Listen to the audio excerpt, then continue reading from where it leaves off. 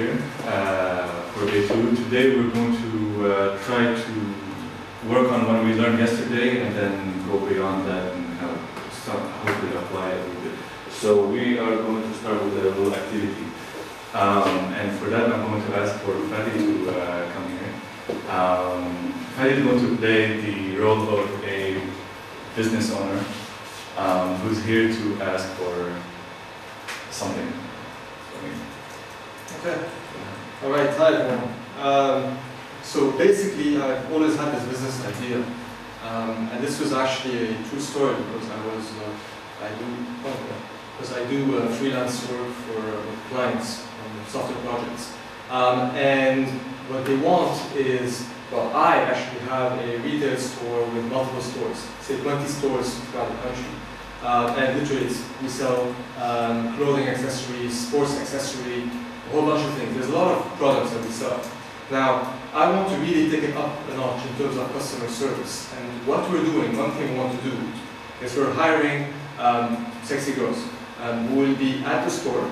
And when the customers come, because the store has a predominantly male clientele, when they come, they ask them, well, hey, how are you doing today, etc., with a big smile, with high heels, and what are you looking for? And they start talking about their needs. And so what I want them to have is a solution where they have a tablet, an iPad, or I don't know, anything else that works. I'm not really specific on the iPad, even though it's nicer, but it's more expensive, so we'll have to see about that. Where they can show them every single item of our product, even if it's not in store, even if it's not in stock, and look at the different variations and the pricing. So that's one thing I would love to do. Also, what I've noticed is that often people come and they're like, okay, we're going skiing this season and I want to buy boots for my skis. My friends are also want to shop ski-related stuff. So then I want to be able to offer them deals. So if 2 or 3 of you are there, I want the person who looks at the tablet and say, okay, we have a deal for you for skiing equipment. If 3 of you buy whatever, you get X% off. So me as a store owner and with my management team, we set what deals for what types of products. And the person using the iPad, who are not very smart by the way, so don't expect them to have PhDs or whatever. They have to be able to very, very simply show the user what they want, go to different various sizes of the product or the variations or whatever. And if there's deals to be made, it's very obvious in the iPad. There is a big deal for this, and she tries to upsell to the person. This is basically what I want. Can you guys help me build it? Okay, so we're going to go through the exercise. First of all, I'm going to ask Clara to come and write a little bit, the key things. That, so basically, it's a tablet.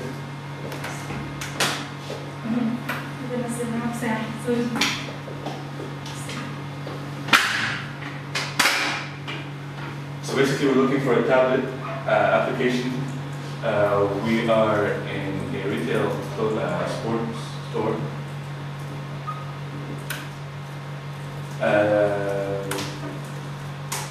So,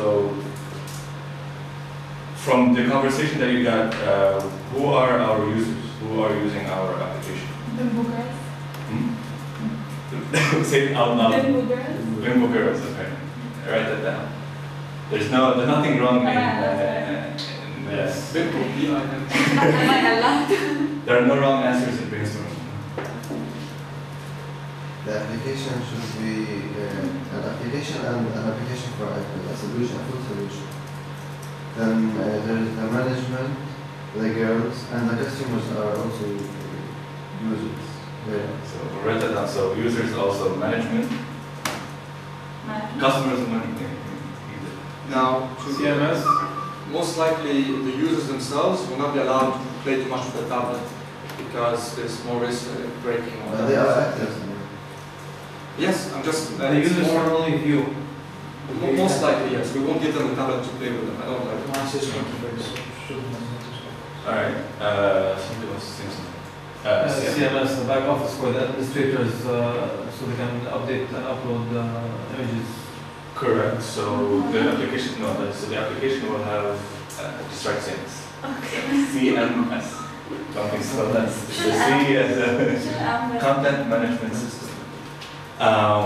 Okay, so You need to categorize by sports or by users, by interest. Is there a certain... so the products need to be categorized. Yeah. So you need to have categories for the product. What else? We need to be asking Fadi more questions about the system, learning more about it. Is it in one place, or does it have to be global online? Database is central in the one shop or every shop? I have 30 stores. Centralized database. Yeah. Yeah, management team is all in one day. I mean, there's not a lot of people who will be messing around with the data. We will be entering the data, 1 or 2 or 3 people, that's it. But there has to be something, since it's a POS, the viewers have to see it, it should never stop, so there has to be some kind of database on the iPad itself. Is it actually POS? Point of service. Yeah, what I'm saying. If the network goes down, will your sales stop if... Are they actually just browsing the items or buying immediately from that person? No, they don't need to buy from them. If they are in the store, they can go and buy at the checkout counter. Even if it's just viewing, if the iPad stops, will your business be affected? No, they will not be able to view deals properly. Like, I don't expect those women that we're hiring to be able to kind of memorize or store all different types of deals. This allows me to offer a lot of different types of deals. I can even possibly offer them different locations.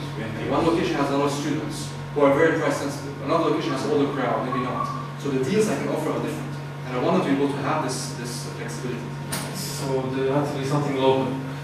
Local backup. You have 30 shops, right? We can put on each shop one database and we make an application. I don't like that. So when the system goes down, your system, when the network goes down, the shop still works.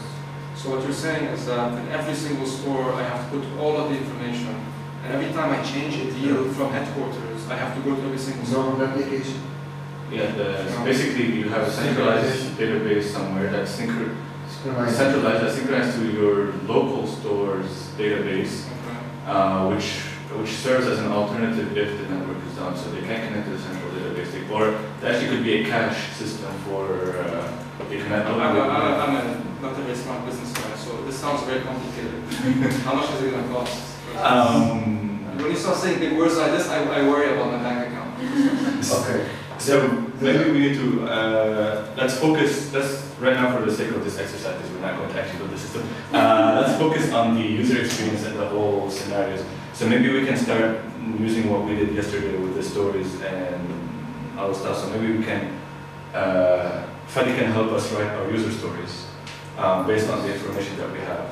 So maybe you guys can start. So it has to be extremely user-friendly. Yeah, it has to be extremely user-friendly, so and we have been girls. So we have to try to actually do a scenario where someone who has a low IQ is trying to sell something on a device. Okay, so how do you start? Where do you start? As a, what's my role? As a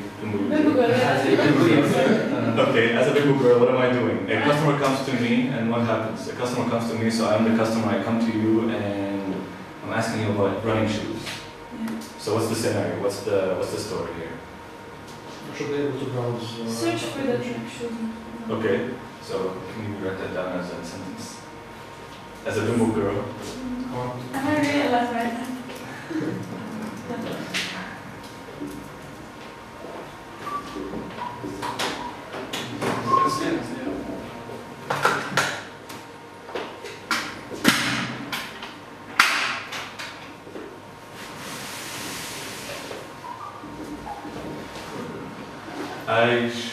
I want to behavior, so that so I want to sell. I want to search. Search. She is searching for shoes. Right? I want to search for running shoes. So that I can give to the customer. She will ask the customer for what does he prefer. He wants running shoes or boots. So she would like to have something to search where to search for the items. Right. So that's the search, right? So I need to be able to search for running shoes. So I can shoes I can show to the actual customer. Okay.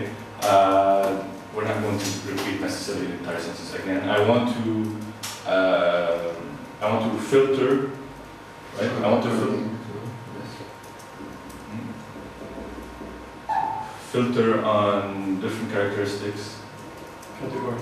Categories. Color, size. We'll have Item type, sports, acceptance. okay. You have to check for deals. Right. Star. Check for. Check for deals. Should that be automated? According to the search results? Yes. Related search results? Are the deals automated? Do they pop up? Or Yes. Okay. Yes. So we'll do 2 for now, and then we'll keep this. We won't risk, but another one I should see. So I want to see deals pop up when I do my search.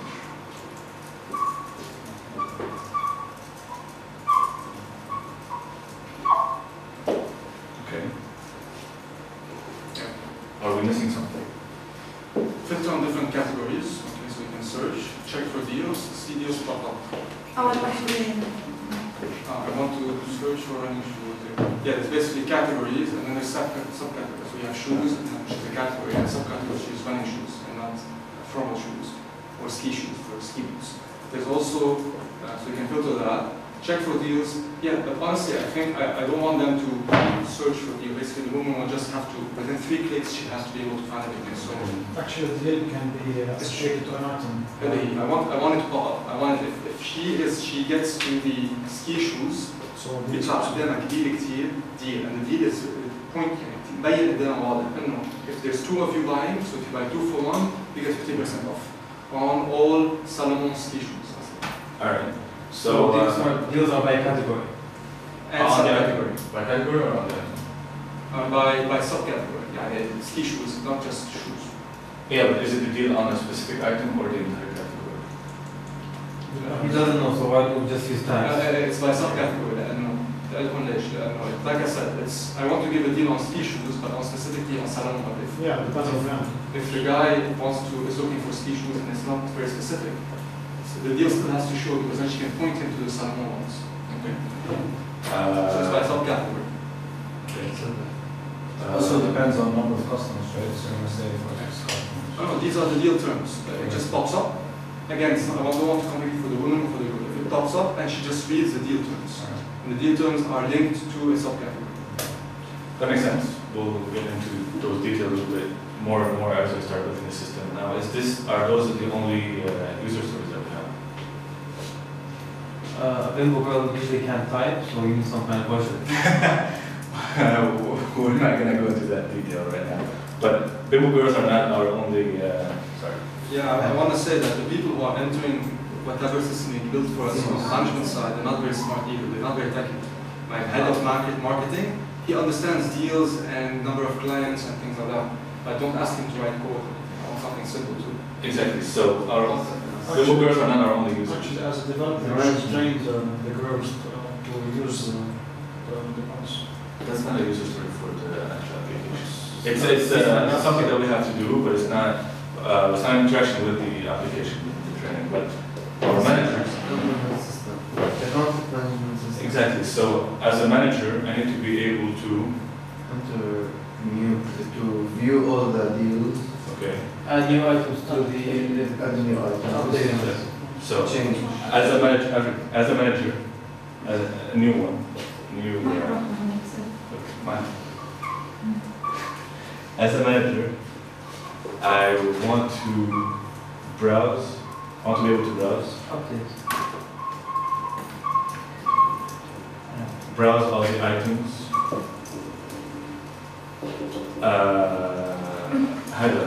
Same thing, all the deals. هيدا ولا هيدا ستار؟ The entire thing, just deals. instead of items. Oh, Okay. I want to be able to enter new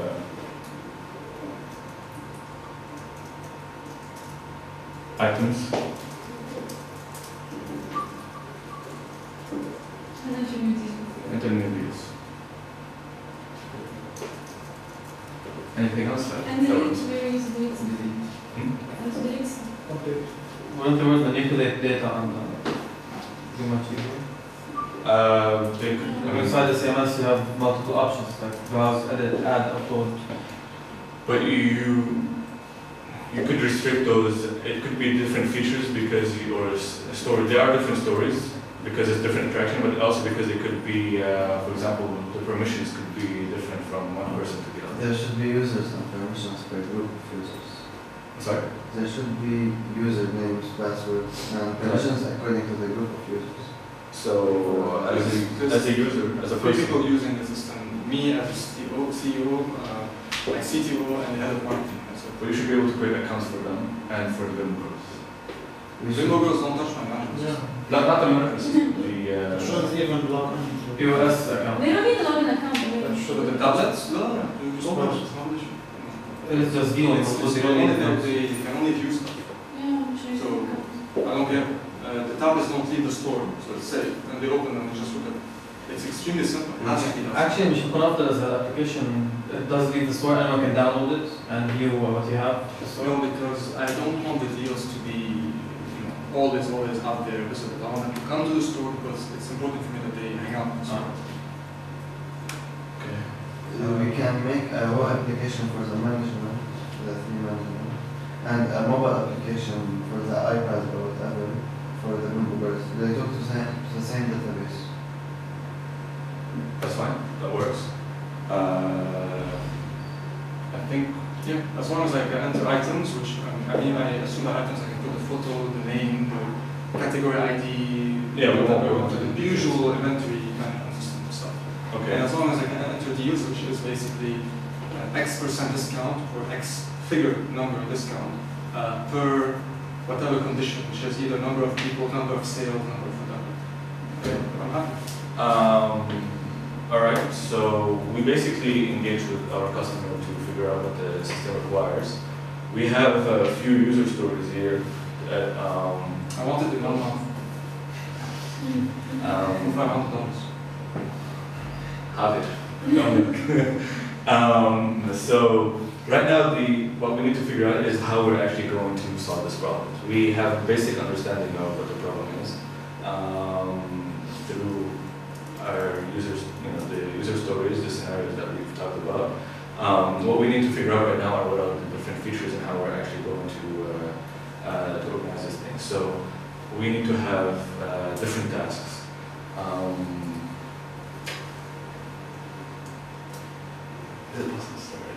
Yes. Min focus or something maybe or don't leave so much space.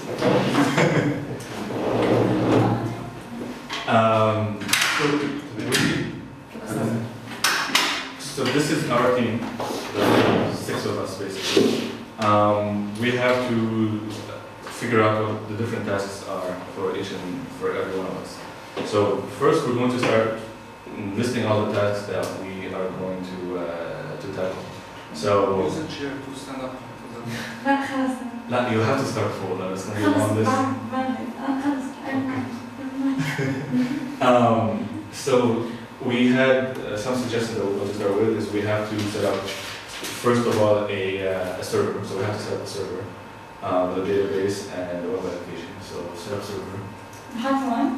and فوق بعد.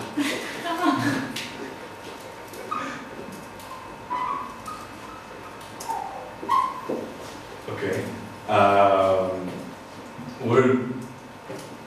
That's going to include everything, basically, the base application, our source control system, database, everything, right? So set up server. So we need to do the basic we need to have a basic application for the CMS, right? So we need to start with simple authentication because it's going to be limited people who have access. So we don't need to create users. necessarily as in username and login. It would just be Add password. HTTP auth, for example, could basic auth could help us in this case. Just do you, I have no idea what that is. do you have any objection sharing passwords with the same application with two people that you're going to? It's a 2 at the top now. So web app. So set up web app with basic auth. Two. Because I think actually I shouldn't have to Set up what? What is web app with basic auth. with what? Basic. Basic auth. AUH. لا والله أدرت يعني. Okay. We need to set up our. So we need to create the items, right? So items and everything that is related to the items, the description, photo, all the stuff, right? Thanks. Create items and details. We should write them empty. In which store each item is. I think the items will have that information, right? The number of available inventory. We should track each item. We should actually create test items, and the user should actually upload all the items.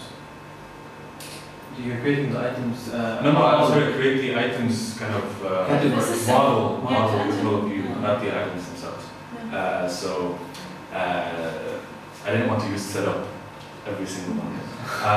Create items model is everything. We sent a quotation before we started all of this. Did the client include the quotation? We're going to. We were going by $500. We're going to figure it out right now. That's part of it. So create items model. So basically, that is going to create, the table that is going where it's going to store the model, all the business logic, the control view, or whatever the pages that are going to list the items and allow the person to edit them, upload them, delete them, all that stuff. Do we need a system design? Like everything we talked about virtually, do we have to map it out? Like a user goes here and has authority to this application, or the web is connected to the database. It's like Can you say that again? Sorry. it's like a visual map of what the applications are doing together. That we will probably do that for this exercise. We will not go into. No, not to actually do this. In the process, why do we actually do that? Before we start with these things, or Before we start these things, but so that we're just going through the list. That's fine. So deals, same thing for deals. Number 4, same as the but for deals. Create Deals model.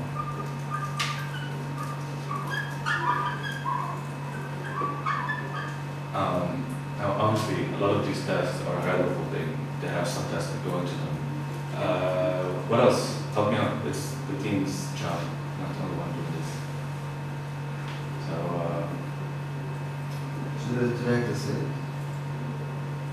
no, because it's not related to the sales. It's just for reviewing. Just for viewing. Yeah, just for viewing.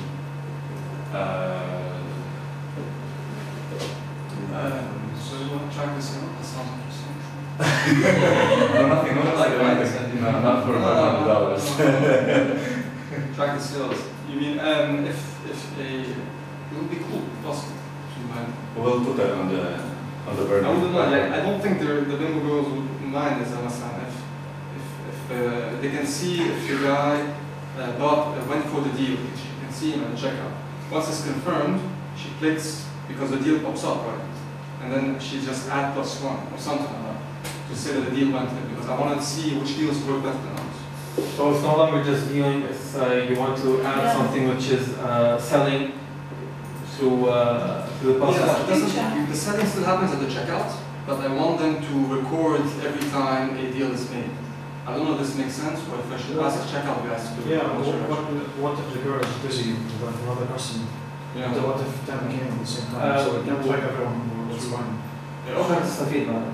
We can track each يعني مش هنعمل users للبين بوست فكل واحد تعمل بلس 1 فتزيد الكوميشن تبعه. At the checkout, yeah, they need to be able to know that he bought following that year.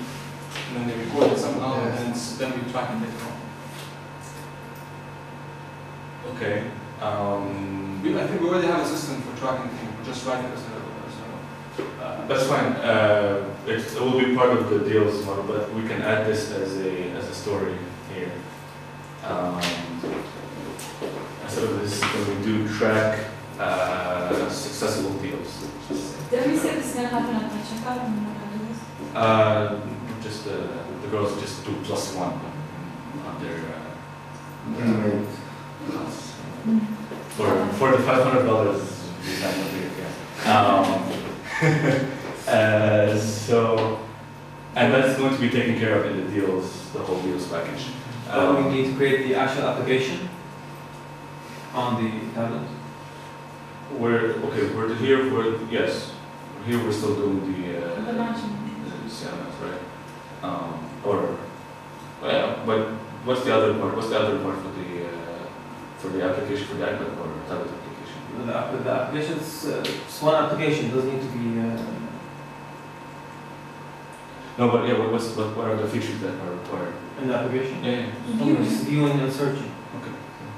Well, I know this. I'm trying to get it out of you into. Create search functionality. Add search functionality. I would like to. Add Search. search functionality. I'm sorry.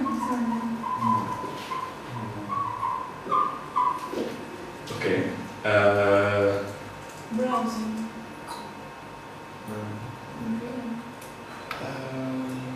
So Navigation. navigation or product browsing products. I will ask somebody with other than me. Browsing. So browse products. I'll add product browsing. Product browsing. Do we need to take consideration stock and inventory? No. No, I asked Yeah. I'm assuming because that's already part of the CMS part could be taken care of here, right? So this is the CMS where the managers. Oh, we're not going to take care of it. We're just developing the application for the tablet. We're doing both, but both are in here, right? So Create items and create it. these will be the CMS part where these three right here will be the CMS part where the manager could go in and create the items, and then there will be an API, create API to connect to the mobile app, right? There will all the download items will come down. And I'm assuming because we're all developers here, we need to outsource the design. So we need to Get a design. we need to buy design, or let's just outsource design. Are you telling me that I need to hire someone else as well? No, we're good. We're taking care. Sounds very expensive. And I'm going to stop here for now. I'm pretty sure there's probably other stuff.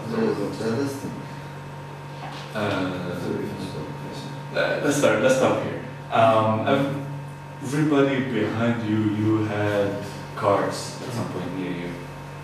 So grab them. If you don't have the big cards, you have paper cards. They're basically the same. Help your brother out and pass them around. All right. And I actually have my own set as well.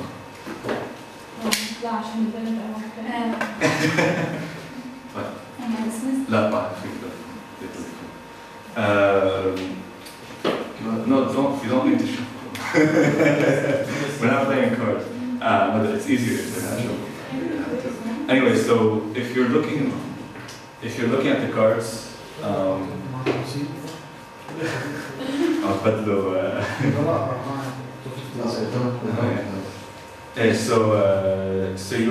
you basically have 0, So 0 up to 50, and some of the cards you might have 100, right?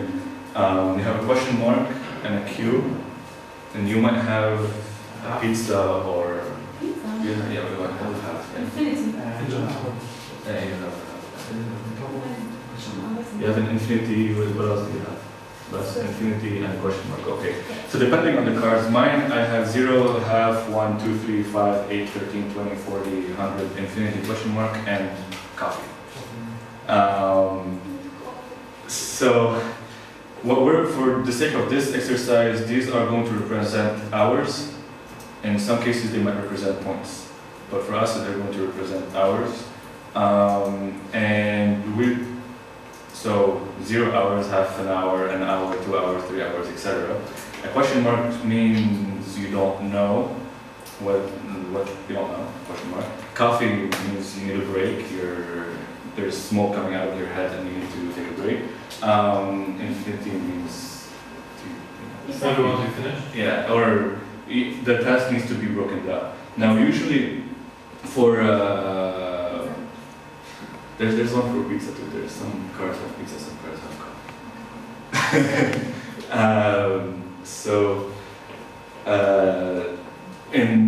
For me, and usually for teams that I work on, we usually do not estimate anything less than 2 hours, because most likely even a very simple task is going to take you 2 hours to get to your desk, open up your browser, and all those things. And anything that requires, usually we use 16 because that means it's 2 days worth of 8-hour days. But I have 20. I don't know. You might have 20. You might have 16. Anything more than that, we try to break it down into smaller tasks and try to simplify it, because that means that the task is too complex if we think it's going to take a lot longer than this.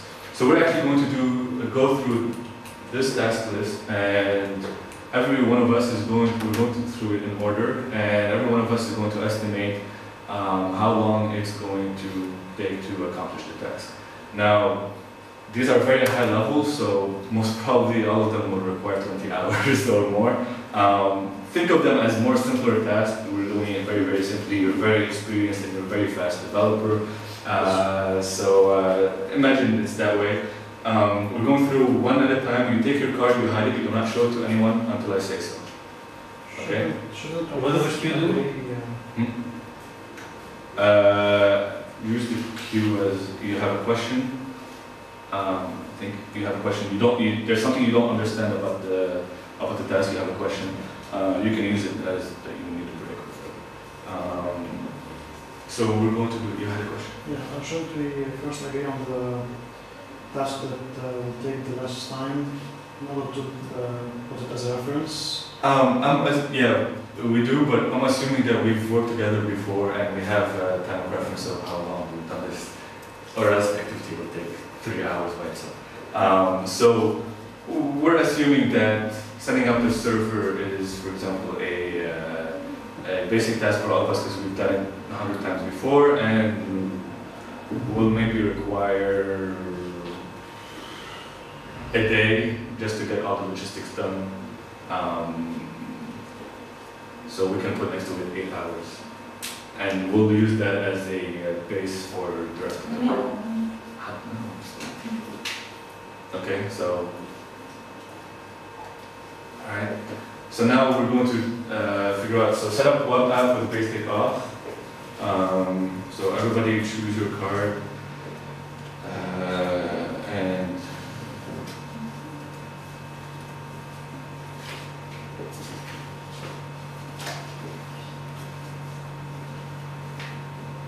Ready?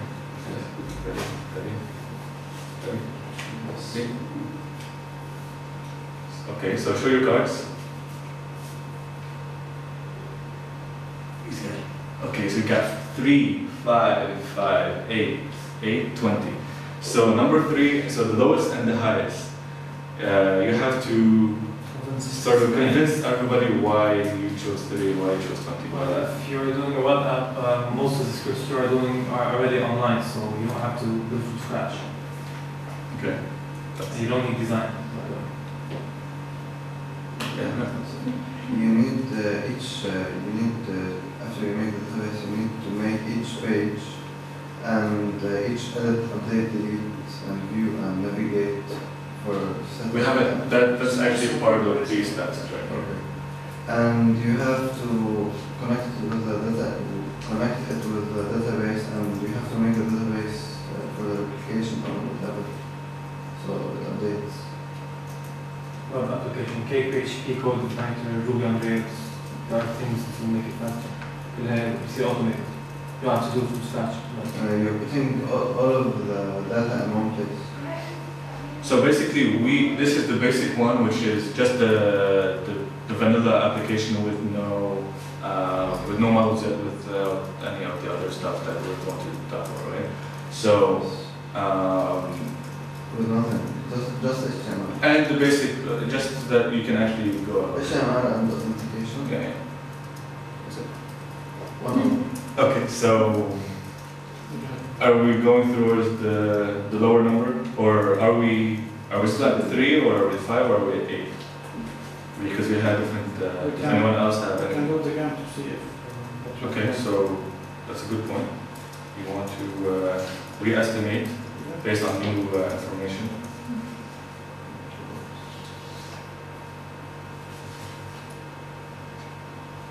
Ready?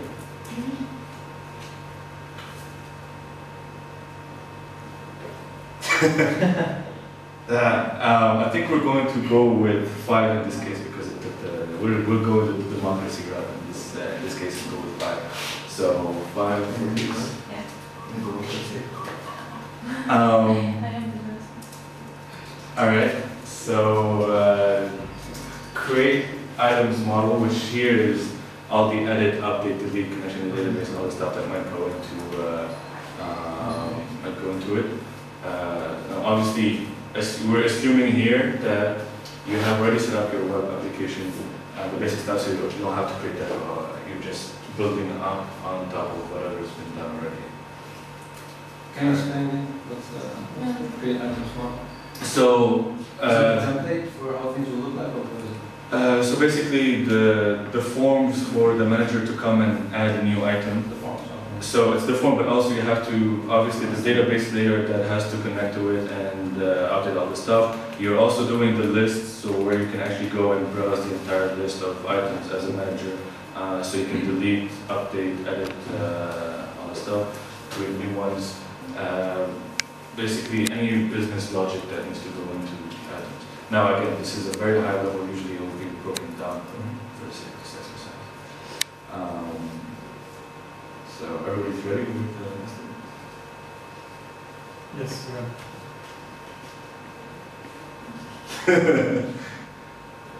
All right.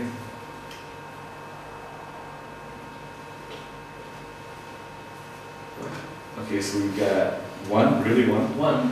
Why is that one that you actually meant just the basics? What are you doing? Everything. I mean, Coding. all the business logic. I mean, if you have to set up, like, make sure, for example, where you, in your items model, you have images, right? Because the product will have an image that it's going to look like. So where are you hosting your assets? Or is it on the same server, or on a different server that you're connecting to host your assets, all this stuff. So you've got plenty of questions to answer. It could be very basic. It could take some time. So you have to keep in mind that the manager is using this. Also, the manager should have also a nice something. Interface. Yeah, you should work a bit on it. You authenticate it for you to edit. You can just do a query and do everything. But this is what I was thinking about. If you have like the basic fields, you upload it once, you add or you delete. You don't need to do more than that. but all the views, you have to work on all the views, what the HTML part of things, what the manager is looking at. So you have to work, putting all your divs in the right place, all the forms, all the styles, all the CSS and stuff. So we're assuming you have a design, but you have to implement the design, right? You might have PSD files or Photoshop or whatever. This is only for the CMS part. Yeah. Without the viewer. No, but as a CMS, you have to be able to view as a Yeah, manager. you select.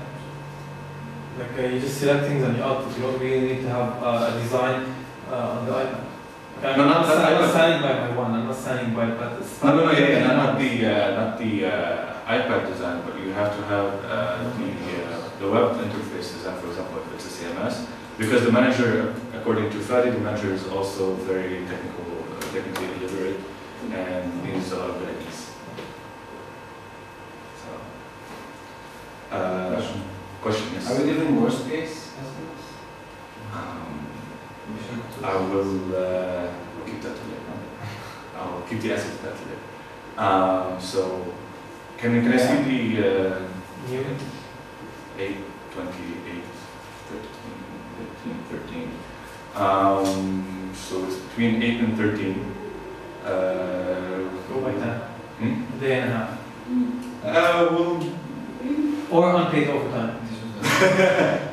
I will go with 13, and then we'll do something later to kind of explain a little bit something about more for his question about the worst case scenario or stuff. So 13.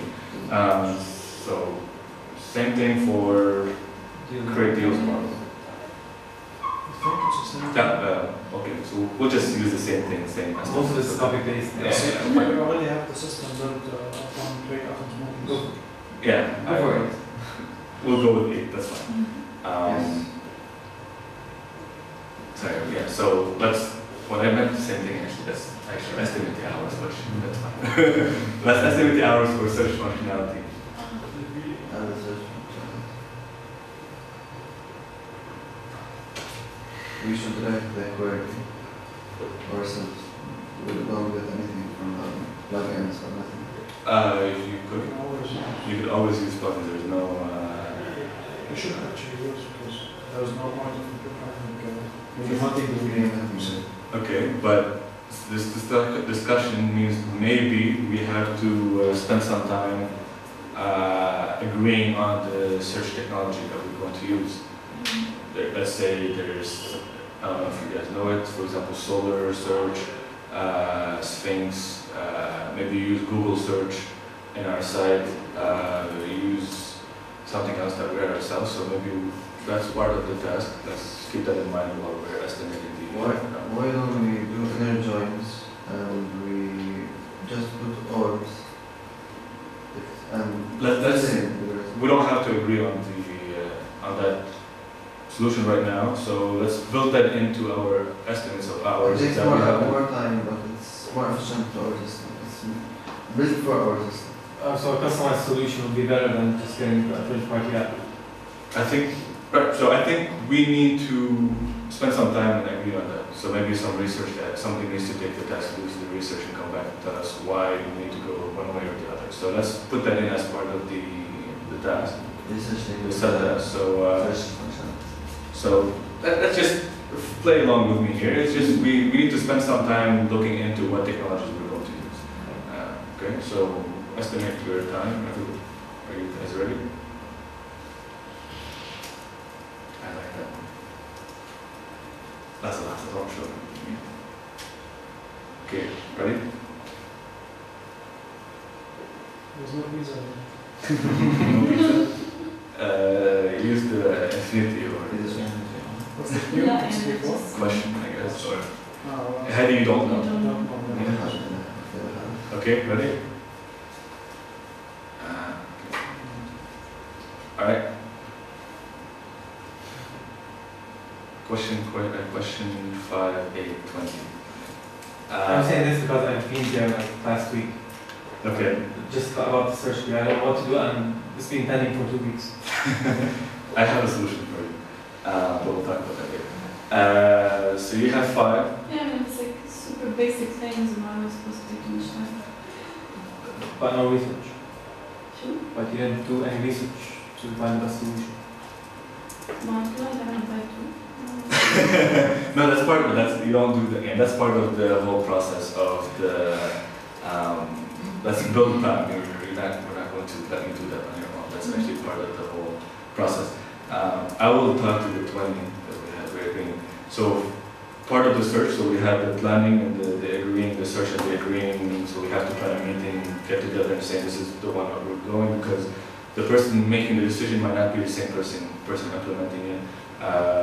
We will have to create the basic search functionality, but also we have to optimize it and work on it so that it's actually easy. I was thinking as well that we will probably implement something that has faceted search. Because of this story right here, we have to filter on different categories. So when you do a search query on shoes, you need to be able to see, for example, all the attributes that the shoe has, the color, the brands, and all the stuff, and then you can click on the facet that's on the side that will filter your results even more. And that has to be kind of a nice implementation. So that's why for me it's a 20. Yeah, because we should also get back on the model of the actually the database. Because maybe just maybe to create your tables based on categories, maybe it's faster search. So you have to get back always to the So it's going to take time, right? So I think we're all in agreement. It's going to take some time, right? So within 20 for that.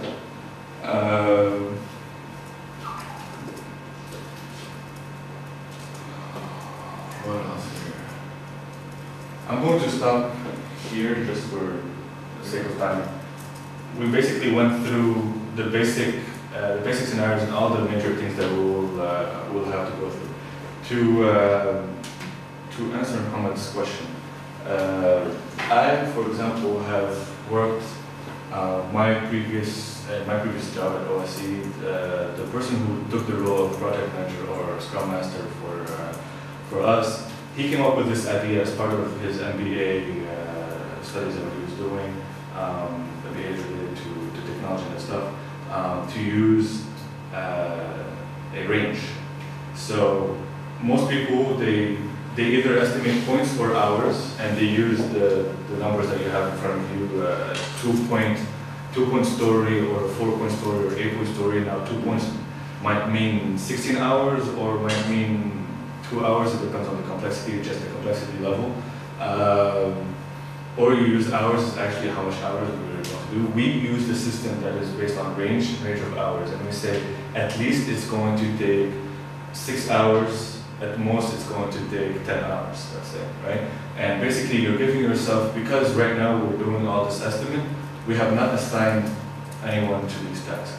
Now, my proficiency level in search will probably be better than a lot of the people in this room because I worked under one of the people who wrote a book about search. And right now, they do consulting just in search. So I've done this before, I have a lot of knowledge about it.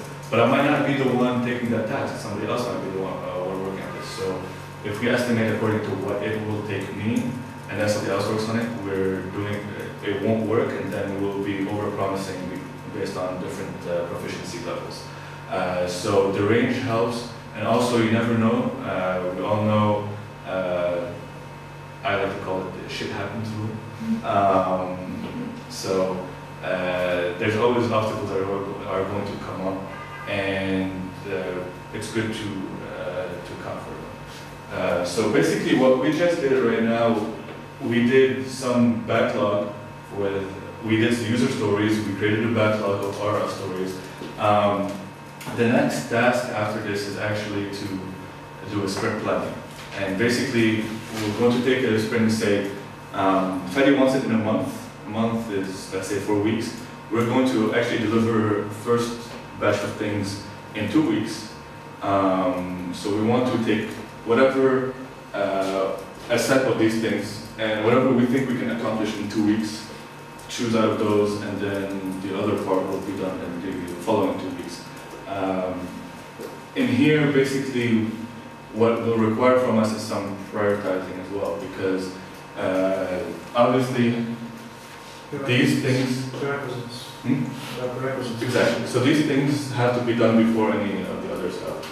But maybe there is something like the what was it? The track successful deals. That could be a lower priority. We can do that. We can do that later on.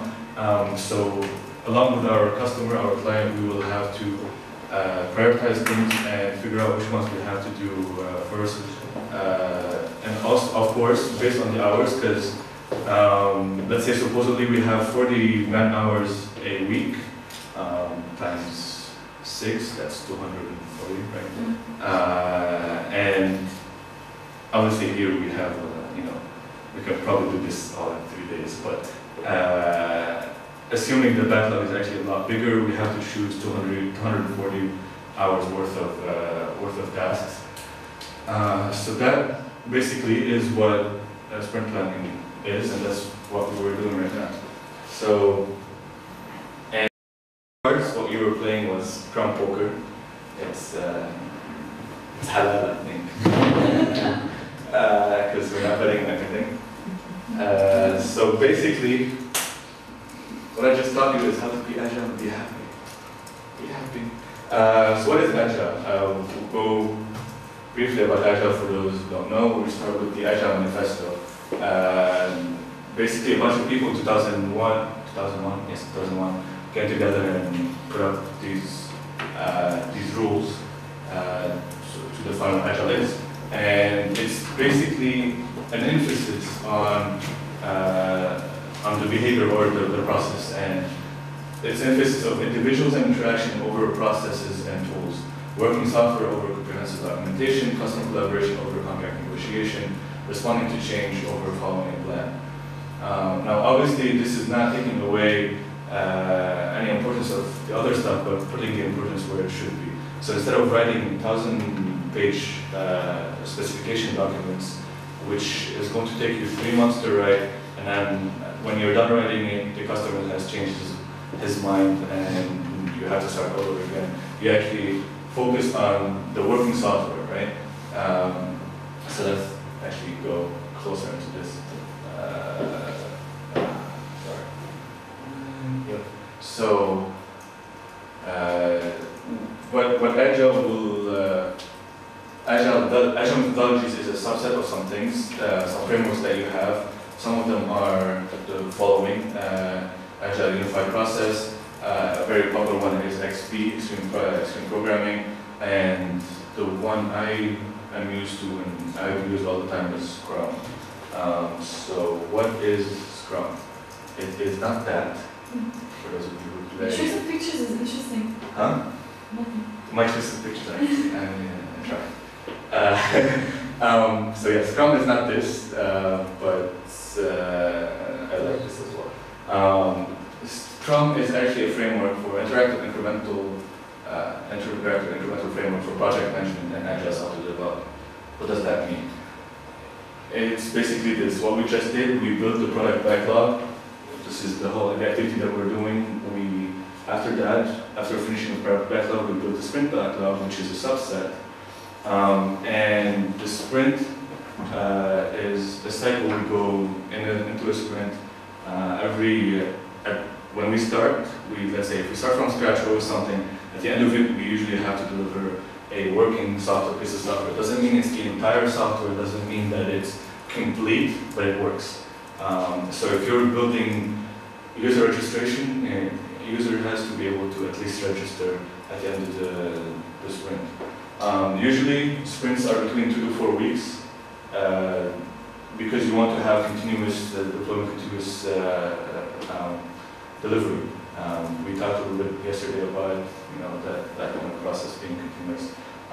What does the sprint over Scrum have? We have some roles. The main roles is Scrum Master. Scrum Master is the person that I was trying to play today. That person's responsibility is not to manage, so that's why typically it replaces the project manager, but the person is not supposed to just manage the people, the person is supposed to facilitate the interaction between all the developers or all the people in the team along with the client or whoever is tasking us with the project. So removing obstacles, helping each other, not controlling, and like I said, sometimes it's just a buffer between the developer and the client because the client can be needy. I know Fadi's an asshole and he No, I'm sorry. No, it's true. So the client might be needy and pushy and all this stuff, and will require a lot of meetings with the developer, and the developer will not be able to finish his task because the client is on his head nagging. So the Scrum Master comes in and helps take that away and be the buffer. The product owner, the person I've been referring to as a client or family, it's the person who represents the stakeholders, and basically it's that person who's responsible to letting us know, giving us the information that is required to build a successful product. Because they know their domain the best, they understand the business, and they're supposed to be the ones communicating that business, the business logic, the business details, and all that stuff to the team. The team usually 7 people, but you can start from 1 to 10 probably, but on average 7 people. Usually the team is cross-functional. We're not dividing QA people on one side in a different silo in Massachusetts while the developer are in Lithuania and the designer is in France. I don't know. Usually most likely everybody's doing everything. Now obviously there are people who have better skills in some things versus others. There are people who are better front-end developers than back-end developers, but usually the team is supposed to work as a unit and everybody's sharing responsibility. That's why when yesterday I was showing you the BDD type of way, you're the one who write your own test and the software that you're writing. You're not waiting for somebody else to write the test for you, who might be on a lunch break while you're trying to work on your code. So, I have a little story for you. The pigs and chicken. I don't know if you know this. So, pig and a chicken are walking down the road. The chicken looks at the pig and says, "Hey, why don't we open a restaurant?" The pig looks back at the chicken and says, "Good idea. What do you want to call it?" The chicken thinks about it and says, "Why don't we call it ham and eggs?" "I don't think so," says the pig. "I'd be committed. You'd be involved." Now, if you need explanation to that story, the joke, talk to me later. And basically, when you're working, this is related to the agile development, is because you have pigs and you have chicken. You have the person who's committed, which is the developer who's always doing things, and the person who might be, let's say, the business owner, somebody from the business side, let's say, who has some input but is not totally committed and doesn't necessarily have as much stake in the whole process. So the key notions that we've seen and we're going to continue talking about is so sprint planning, backlog, sprint burn down, daily stand-up, there's more. So keep those in mind. Some things that we've already seen today and some we're going to talk about in a second. But before so it's been sort of an hour before I give you a break. I'm going to give you a couple of case studies or stories that I have. The first one is Scrum for Kids. Yes, I'm serious. I want you to get introduced to the Meads. This is Joe Mead. This is his wife and his 2 kids. The Meads, I saw actually Joe, we used to live in the same city. He gave a presentation about the way he started using Scrum in his family. And the basic thing that he got out of it is transparency. Transparency was a big thing for him. Obviously, as a father and your kids are still young, they don't understand what you're doing. Especially if you're a developer, which is even harder to understand what you're doing. If you're a firefighter, they kind of get the idea. If you're a policeman, they sort of know what you might be doing. If you're a developer, you go, you come back, and you have no idea what you were doing. At the same time, for the kids, kids today, their lives at school are different than their parents and what they were doing. What they used the Scrum board, which is this thing made out of material that is easy to pin, so I think they I don't know if they didn't paint the wall, but they put it up on the wall in entrance, I think, next to the kitchen. And basically, what the Scrum board is, you usually see a digital version of it, but this is a live physical version of it. And you have, where do we? So we have the different people up on here. Every row represents a person, and every column represents a state. And basically, they start here, and they get a new task. Let's say the kids have a math homework that is due on Friday. It starts here, it's obtained, or they got it. Then once they start the homework, they move it to the pursued or the started column. Once they finish it, they move it down to the end. And here they have pending tasks. Now, basically, the kids who were receiving, or the parents were receiving every Sunday night a list of all the homework that the kids had for the week. Their teachers would send it through an email. They would print it out, write it on a small piece of paper, and we'll put it up on the board. The one, that actually brought tears to people who were there, all the parents that were there. The fact of how the kids, once they were moving the card from one column to the other, and specifically to the last column, they were feeling joy and accomplishment just from the simple task of moving the card from one column to the other. That was for them enough motivation to accomplish their task and do everything that they wanted. So that's the kind of positive reinforcement that usually kids get punished if they don't do their work. Here you saw positive reinforcement actually motivating them to do their work. It was very kind of, it worked, it did a job, and kind of an interesting story that actually inspired the pews. This is Eric, the guy with the famous prayer from yesterday. That's him right here, that's his wife. That's Joe, the builder, their friend who lives with them to build the extension to their house. And they have their kid, Morgan. At that time, that was their only kid, and now they have a second one. And basically, you see here all their cards that they have. So Katie, the wife, Eric, Morgan, and Joe, and they have all the columns. Now, obviously, Morgan was, about a year old or something, so he wasn't responsible for his own cards, for his own task, but one of the parents was. And the board for them, so if you kind of look more at the board for them, look, and you see, okay, so Morgan has plenty of tasks here that haven't started yet. Now, obviously, Morgan's not going to do this on his own, but the parents now are looking like, okay, well, Kate has a track meet with the kids that she coaches, so she's away. Obviously, that responsibility is on Eric, and Eric has not picked up the slack.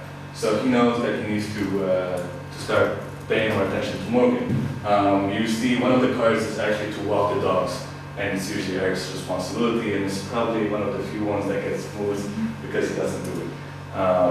So Scrum actually is more than just a software methodology. It works for families.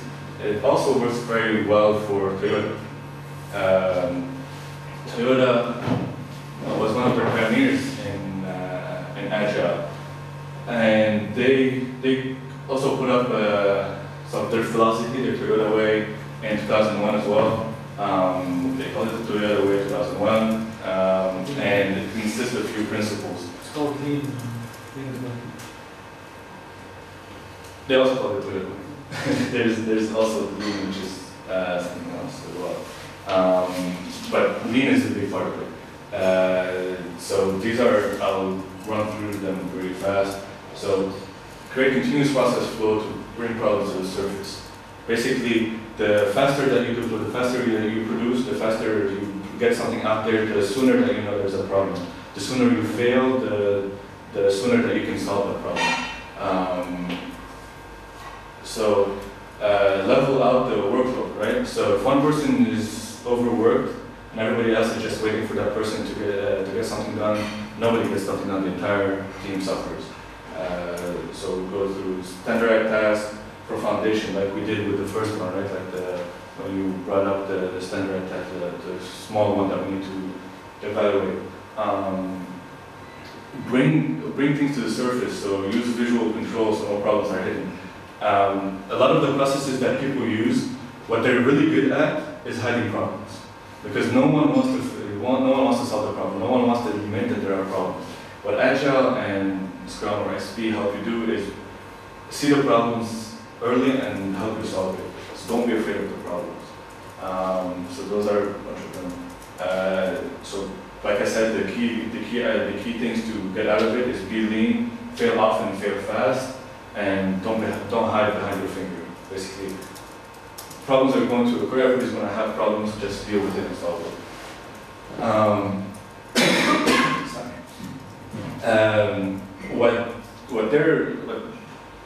What the Toyota way actually helps is not just speed up the process of production, but what they also focus on is growing the leaders, because when you empower people in your team, you're giving them the power to become leaders as well. And the more leaders you have, the more successful you're going to become. Knowledge is not. No one is going to keep the knowledge to themselves, and no one benefits from knowledge that is acquired and not shared. So sharing is caring. Share the philosophy with others. Work on the team, develop the team dynamics, the team philosophy. That will save you a lot of time. I know that from personal experience with my startup. When the team dynamics aren't going very well, the whole thing doesn't go very well. And respect everybody, right? Yesterday I mentioned kind of professionalism, but also a good relationship with the customers. That's also part of it.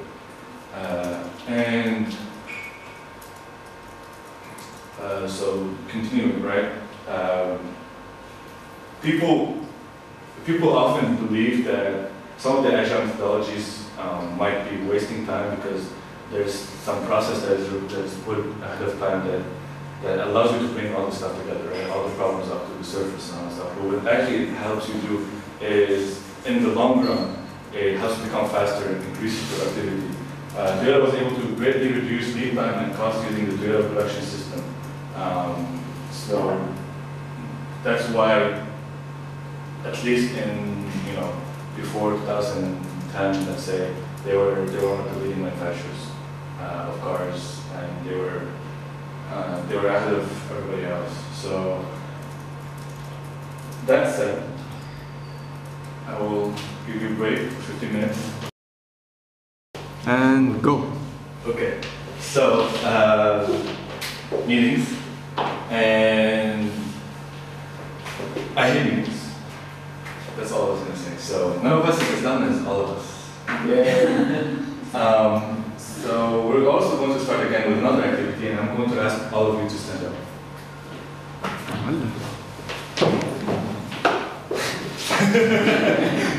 I timed it very well. So we're going to go in circle, in order, and discuss what we did yesterday, last time. So, yeah, sure, but discuss what we did today. Okay, let's do this. Imagine you are this morning, today, not right now, not at 9 p.m., you're at 9 a.m., and tell me what you did yesterday, and what you're going to do today, and what are your obstacles. Okay?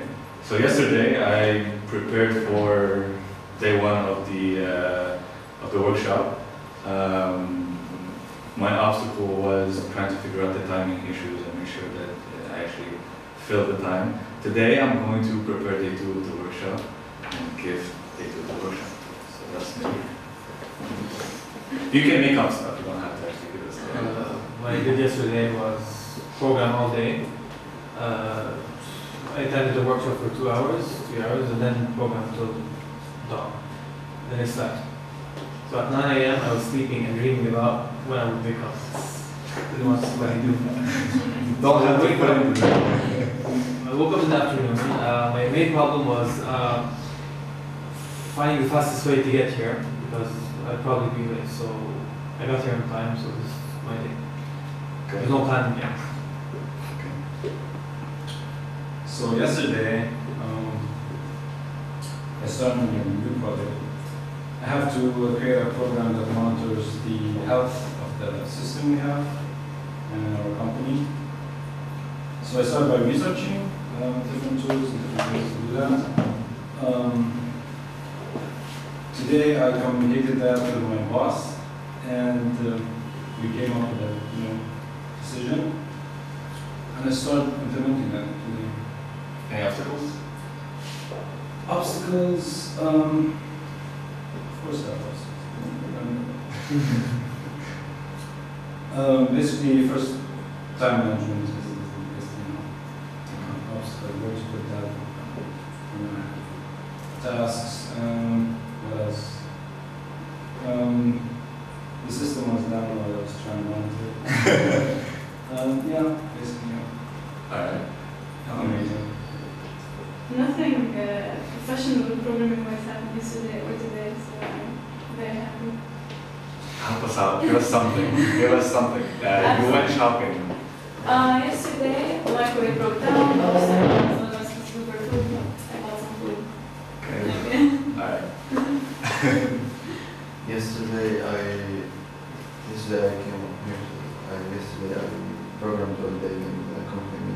Then I came here and tried the workshop. I came early. Then today I tried to be late. I went to the company like always from when I woke up. I tried to be late, but I came as early as yesterday. Okay. No. No obstacles. That's good. Not Yeah, so yesterday I had some tasks to finish because we're wrapping up the project. So actually all went fine. We're on time. Just have to wrap up everything tomorrow and no obstacles. Alright, cool. You may be seated. Thank you for participating. So we saw sprint planning and Scrum Poker. These are actual plans. This is Vance Pizarro. I used to work with him, and these are our clients. This guy is the pizza card. He's holding the pizza card. He's hungry. I know some people will ask about the pizza card. And this is an example of a task list that we have. And sorry, we were basically using Excel, so it doesn't have to be any fancy, or Google Docs actually, and it doesn't have to be any fancy software.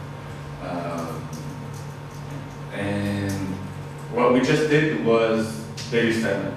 And basically, meetings take a long time and waste a lot of people's day with a lot of bullshit talk.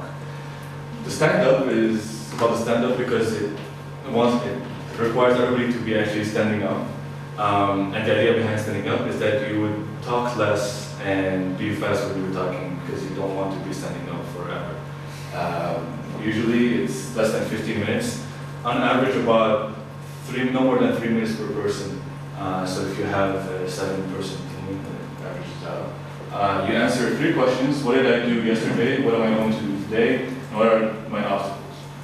And basically, the main goal about this is, again, transparency, letting everybody know what's going on, making sure everybody's on the same page. So that's what I did yesterday. Because also, some people might be depending on other people's work, and I don't need to ping you all the time on GChat to figure out if you're done or not. I will figure it out during the morning. What I'm going to do today also helps us figure out that if everybody's still on the same page and prioritizing correctly, because I might decide to work on the search functionality before we even create the server or do anything. So maybe somebody has an opinion about that. And the obstacles, now, Maya had obstacles. She had her microwave broke down. Maybe I could provide her to come to my house and have dinner with my family. So somebody else in the group usually might have an insight about the obstacles that you might run into, because maybe I ran through the same obstacle once before, so I might have something to tell you that might help you figure out the obstacles and solve them. So that's the daily stand-ups, and usually you have them on a daily basis, but they're very short, so they don't take any personal time, and you do them first thing in the morning so that you can get on with your way. I've seen some people carry like a stuffed animal or something, and they would pass it around in a circle for whoever has the right to speak. Some people do push-ups before the stand-up. It's supposed to be kind of get your morning, get your day off to the right start. So part of it is stay flexible, stay lean. I have my stand-ups on Skype because my co-founders are in Chile right now. So it's supposed to be smooth and flexible. Where Agile is not going to force you into certain things that you have to do. If you think this works best for you, you do it. If you don't, you figure out another way that works for your team. Something that a lot of people don't do. I don't get to do this because I'm the only developer, so I don't get to have somebody else come and judge me. I use the word judge, but actually it's retrospective. It's more kind of a nicer way to say this. Basically, ask yourself what you did right and what you did wrong. So what things you need to improve on after you've done a sprint, for example. What things you need to improve on to do better, and what things you did right, and you should document so that you can continue doing them right for later time. This is an example of a burn down. So once you do your task list, you're assigned time, for example, for each task. Every day you mark the task down. Usually, actually I'll show the example from this one. Here, this task was assigned to me, right? We had estimated it at 2 hours. So the first day I didn't work on it, I worked on it, I marked it as done for the following day. If, for example, this task right here, we estimated 16 hours. I worked on it. I probably worked on it the entire day, but could not figure it out. I don't mark down 8 hours. I mark down how much left I think this task going to take me. So I actually just marked it down to 12 because I'm thinking, okay, it's probably going to require another 12 hours out of me to do, and then here I marked it down at 8, and then got done with it.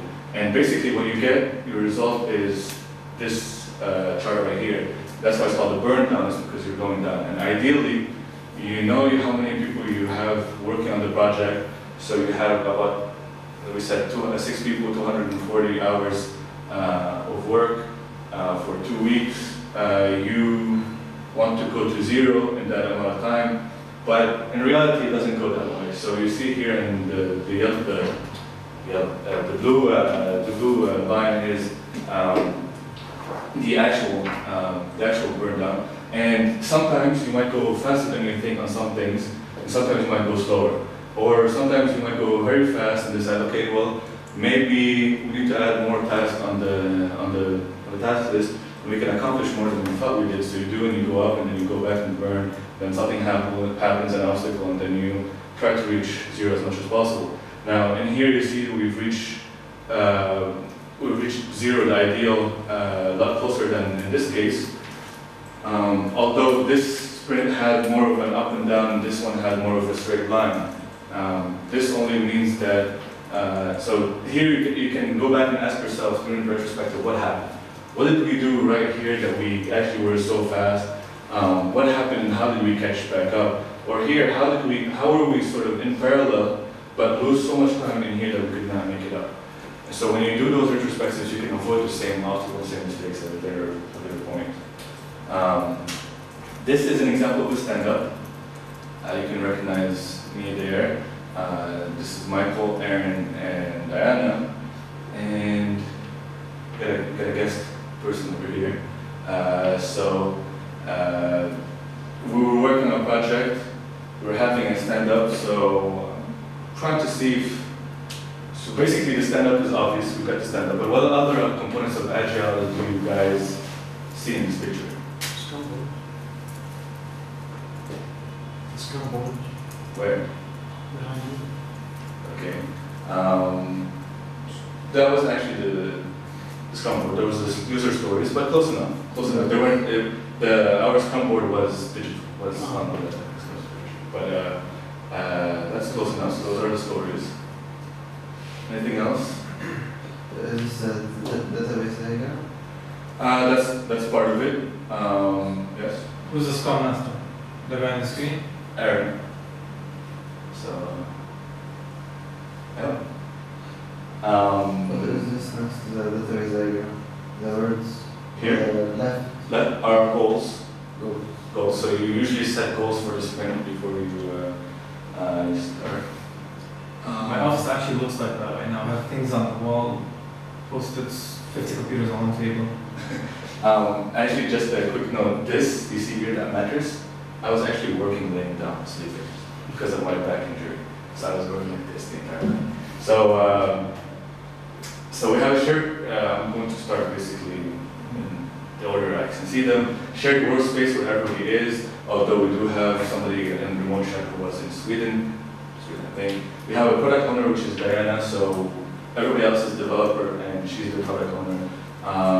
It doesn't really show so well, but we got a couple of burn down charts over there. We did talk about the stories. We've got the sprint tasks on the computer. Scrum poker cards are in this bag right here. We got the CI server that we talked about yesterday, so continuous integration, and the sprint goals. So those are some elements of Agile. That was a PHP project that sucked so bad. That's why I hate PHP, for some of you who are asking. So, what else? Pair programming. Pair programming is easily overlooked by a lot of people because it's very easy to assume that pair programming actually costs a lot more than it's worth. Pair programming is when you have two people pairing, working on the same thing at the same time. Usually you have somebody who's in control, coding, developing, or doing whatever, and somebody else who's kind of back up, overseeing what's going on, and you switch some people do it every 15 minutes, some people do it whenever a story is done, or, depending on the scenario. Pair programming actually reduces a lot of cost because it reduces mistakes. When when somebody is looking over your shoulder, they will notice your typo is a lot faster than you would. It helps you focus more because if you're working on your own, you can't slap or leave. Exactly. A notification coming here from Facebook or Cheat Chat will easily distract you when you have somebody on your tail telling you, let's go back and focus on the work. It reduces the amount of time that somebody wastes on distractions, such as email, Facebook, chat, all this stuff. But also, we talked earlier about people having different skill sets. I might be very good backend, not a wizard in JavaScript, assuming, right? Somebody else who's sitting next to me is the other way around. It actually is a scenario that happened for us right here. That was our setup that we had. We actually had 4 computers, or actually 3 computers, and 1 computer was connected to 2 screens. I was actually distracted, but at the same time productive because I was having my chat over there while somebody else is working. But usually I'm actually doing research about stuff, or so while somebody else is working, we're trying to figure out a problem, or I'm doing my research on the side, helping him out. He actually was, at that time, a lot better than me in JavaScript. I was still new to JavaScript, but I was good in Python and Ruby, and he wasn't so good in the backend stuff. So what we did is every time there was a backend problem to solve, I would do it, and then commit the code, he would get it back, we would work on the front end stuff. And we were given a project to do, we were given about 2 weeks, sort of, get this done in 2 weeks and we'll get you something else to do. We finished it in 2 days. Pair programming works, and I have proof. Here is another scenario where we actually worked on Rails Rumble, which is a competition, 48-hour competition, where you start basically UK time, Friday midnight, and you end Sunday midnight, and you're supposed to build an entire application from scratch. You can think about the idea previously, obviously, and all that stuff, but you have to build everything that you commit and you show has to be done from scratch. And here we're working. I don't know if you can see. This is like a 32-inch screen that we're working on, massive. And we're doing pair programming early in the morning on Sunday. It was fun. So. And what else? Yes, so I'll let you ask me the questions. Any questions, comments, concerns so far? Did you win the competition? No, because we suck at design, we didn't have a designer with us. And that was the problem for us, like all 3 years we competed. How do you decide on the length of the sprint? Is it the best practice? Best practice is 2 to 4 weeks. So basically you decide on, I usually do, I've done 2 or 3 usually. I don't think I've done 4 weeks. But basically it depends on the entire length of the project. If you think some of this stuff will take a long time, if you're the only developer and there's a lot of stuff that it doesn't make sense to, at the end of 2 weeks you might be not ready to deliver working software. Remember that the goal is to deliver working software, and if you think you can deliver working software in a week, that's pretty good. 2 weeks is usually standard. Now, I'm going to talk in a second about something where, maybe the sprint is 2 weeks, but you deliver code every day, so it depends on what you're working on. I used to work in sprints. We used to go to the client every 1 week, so he could pressure us in the deadline, so we can code fast. But it didn't work because some coders just hurried up and made the code better. They messed up the code. So we needed to clean it all up, and it took more time. So the idea behind a sprint of 2 weeks is not to actually make you go faster or just make you deliver any sort of working code. 2 weeks. Obviously, the first 2 weeks or the first couple of sprints, you will overestimate. You'll overpromise basically, and you think that you're going to deliver a set of code, and you'll be wrong, especially if it's a new team. I didn't necessarily work on the same team every single project. Every single project is a new team, new dynamic, and usually it takes some time to get used to the team and figure out what the velocity is of every single person and the whole thing in general, and then you get used to it. But the sprint is supposed to give you a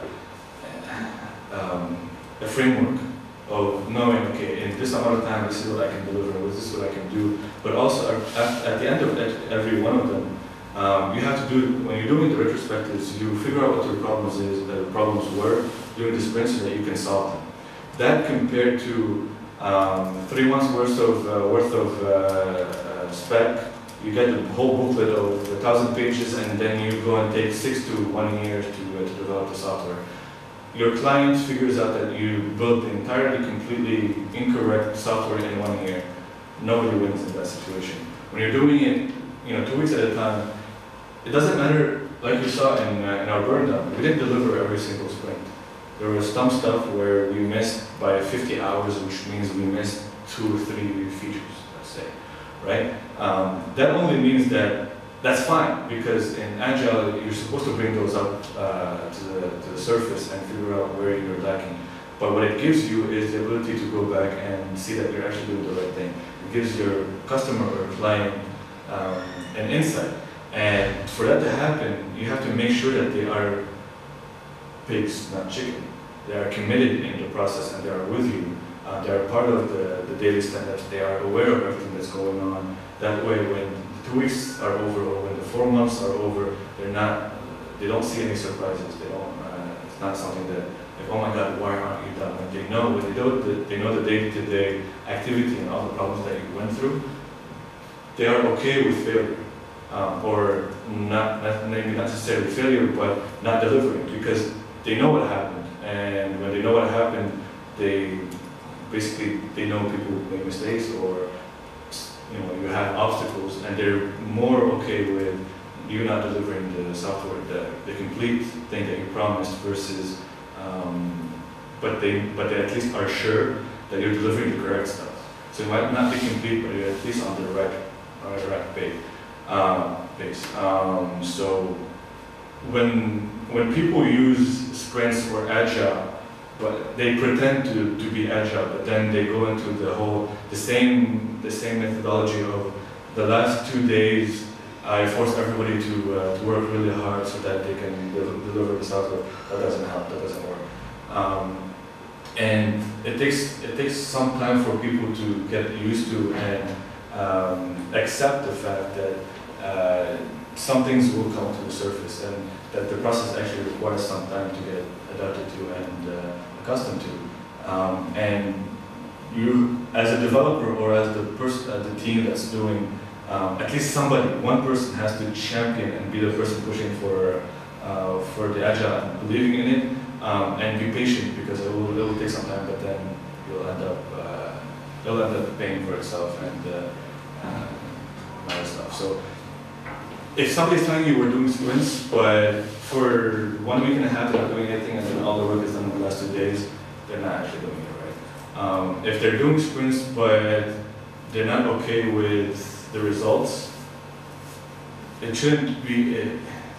They should believe in the system and correct their ways and not corrupt Agile, right? So once you blame Agile for the mistakes, it's actually what it's supposed to do is show you the mistakes and show you the problem areas and show you where you need improvement. And that's actually a good byproduct of the Agile methodology.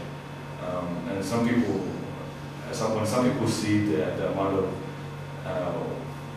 I've seen some clients, what they do is when they see the amount of problems that happen during the day, they think that Agile is the problem, when actually those problems existed anyways, and just Agile is letting you know about it. So, yeah, just be careful about those things. I've seen it happen. I've seen it ruin teams because they're not sure that the process works. Any other comments, questions? All right, so I did talk about continuous deployment and integration and agile into sprints. Well, I'm going to talk about a couple of bonus things today. One of them is lean startup or the lean methodology, and what lean concentrates on is continuous deployment and delivery. So you might have a sprint for 2 weeks, but you actually deploy every day, and your customers use your product every day. The term was coined by Eric Reyes. I believe I said his name correctly. He's someone who actually wrote a book about it, and I'm actually going to show you the website because it explains a lot about. It explains a lot about the movement, which has become a movement, but also it's a very nicely designed website, so I want to show that channel as an example. So the lean startup, Eric Reyes, basically, that's him. And the main point about it is stop wasting time and always, when you're producing all the time, you know ahead of time or very fast what's good, what's bad. When you deploy frequently, your users get to use your stuff faster, and they can give you feedback faster. And so you don't spend a month trying to develop something and then realize your users don't need it. So the principles. It's mostly for entrepreneurs and startups, but you see a bunch of people using it. So entrepreneurs are everywhere. That's one of this principle. And part of it is management, and management of time, expectations, customer relationships, and all this stuff. And when you're doing lean startup, you're validating every day the assumptions that you're making. So when you deploy frequently, you're validating that the assumption that your user actually wants that feature or not, or that what you did makes sense or doesn't make sense. And you're innovating frequently, you're innovating fast, and innovating on a daily basis. And what he talks about is a cycle. So it's similar to the agile methodology or the TDD cycle that we saw yesterday, or the sprint cycle. And basically build, measure, learn. So build today, deploy, measure whether what you deployed was successful or not, learn from it, and then build again. So when you push something out to your users, you have your key metrics that you're probably following. You see, are users using it, is it actually making their life easier or not? And then you learn from it, and then you either change or continue the same path, or change path, or pivot, or whatever. And this is basically the whole principle about it. So, as a startup, you don't have time, you don't have energy, you don't have the money, the funding to actually waste time. And with Lean Startup, the movement what is pushing for you is so that you reduce the waste by doing all these, following all these principles. So you obviously, I think everybody here knows Dropbox. They deploy frequently every day. You've got plenty of other examples that do it all the time. I think, so these are examples, but if I'm not mistaken, Etsy, if anybody knows Etsy, which is kind of like a shopping website as well, they deploy frequently. Amazon does, Zappos does, a lot of startups these days are following that methodology. I'm not getting paid or anything, but if you take a book to read, I don't have an affiliate link for you or anything. If you want to learn more about him, I really just like the site. That's why I'm scrolling down. Anyways, so that's Lean Startup. The other bonus material that I want to show you today is something that probably no one in Lebanon probably will teach you about this. So, don't do that.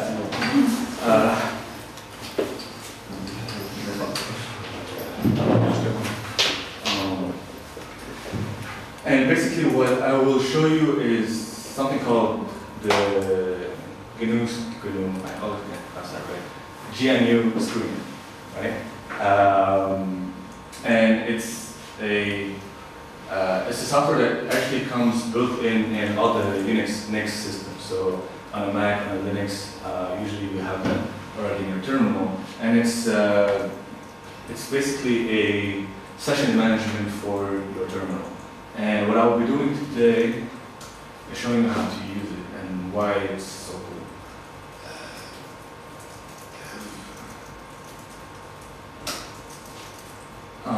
So basically, I'm in my Joga directory where my application is, and all I'm going to write is screen.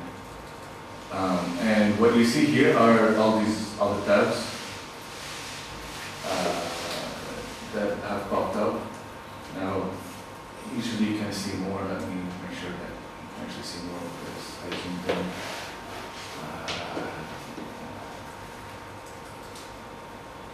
So, right now what you just saw, I went out of screen. I closed the screen session, right? But everything's still running. And all I have to do is, with the R, what I'm doing is I'm reconnecting to screen. I had, or actually let me show you. So I'm listing, I have a screen session that's called Jogable, because I named it Jogable. And I can just connect to it running this command. Now the A, I'm using it because I have some settings to format the terminal and make sure everything's aligned correctly. But just the -R is all you need. So you can see here I got my tabs, my editor, which previously ran, when the screen ran, it ran the edit command to actually open the editor. I can go to my Git tab, and what it did is it just pulled from master. So basically it updated my my repository to make sure that I'm up to date. Now the other 3 will fail, and that's fine because when I updated to Rails 3.2, there's a step that's missing, but I didn't update my screen file. But anyways, what you get here is I have 5 different tabs that run 5 different commands just when I type the screen. And I open my editor, I update my repository, I go to my bench screen which shows me all the tasks that I have, I run my server, and I run my tests. And all of that is done automatically for me.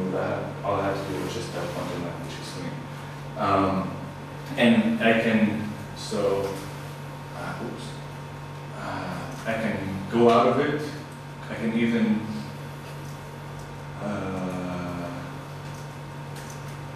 connect to it from a different terminal.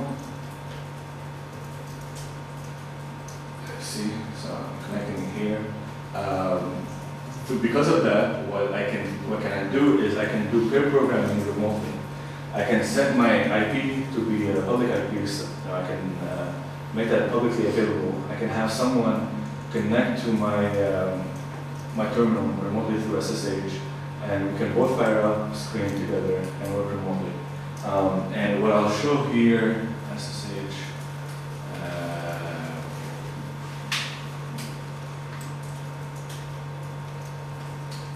I need to figure out why every time I'm giving a demo I stop knowing how to type. Every single time. So I'm SSHing to my server. All I have to do is something fast. Really?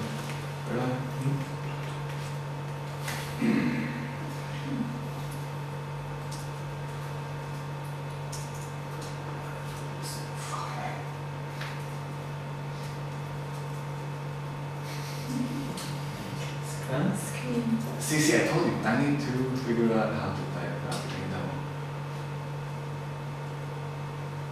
Bastards. Okay.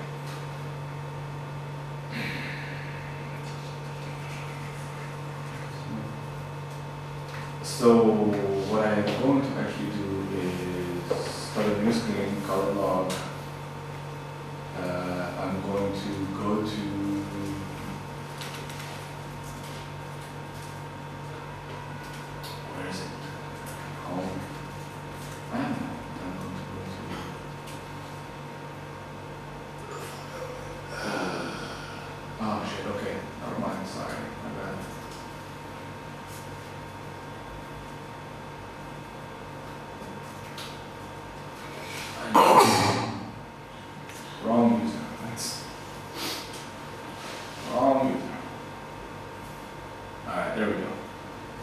I already have a screen session called log, and I just connect to it. It's been running forever, ever since the server's been up, and it's tailing the log file for my server. I can show you that I'm not making this up, but actually,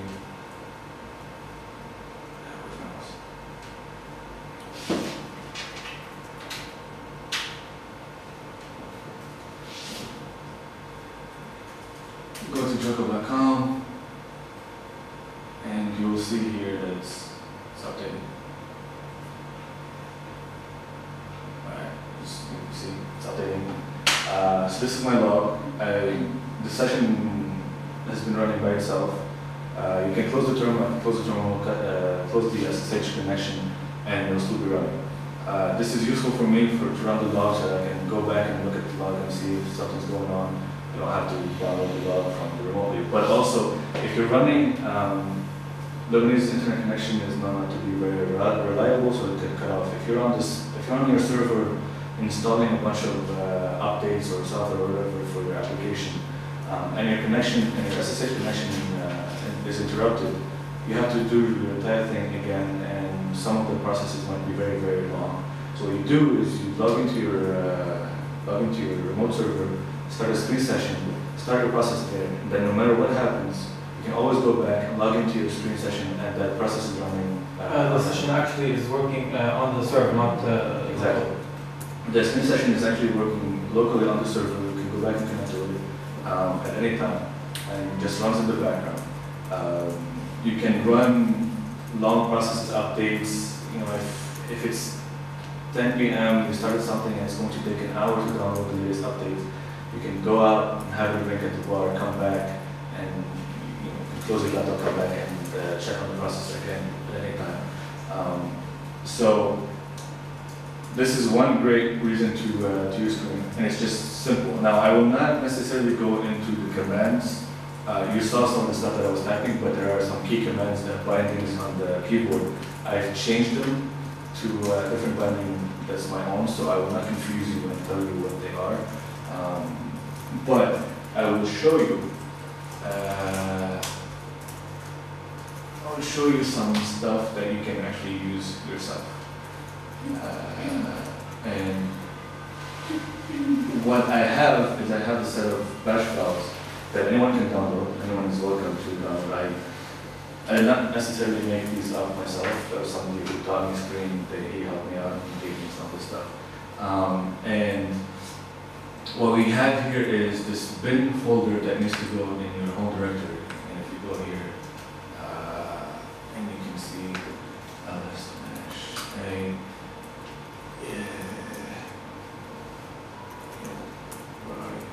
bin.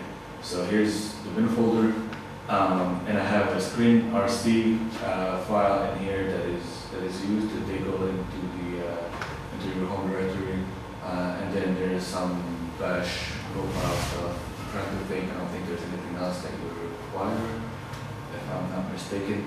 But all of it is in my Git repository, and in the bin folder you don't have to change anything here. There's nothing.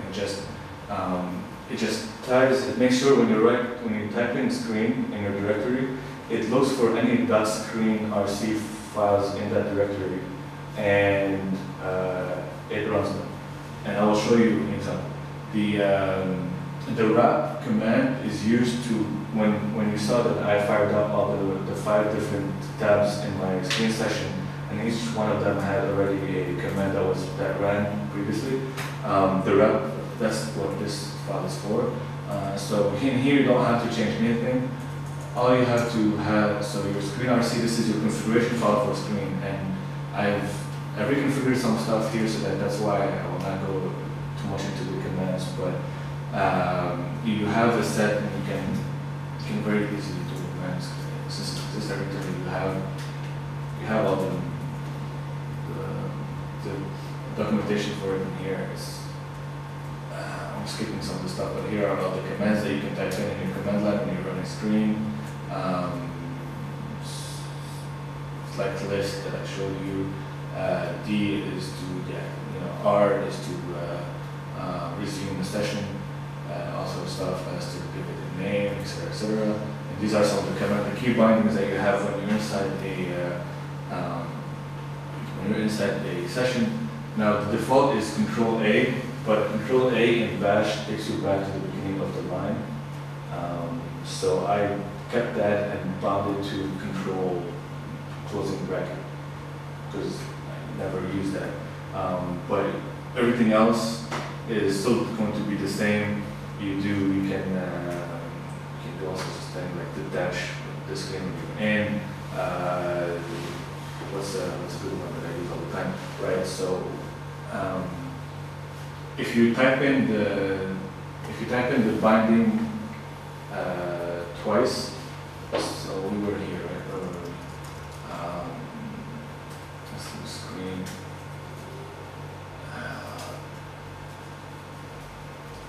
Right. So if I'm going from one tab to the other, I can just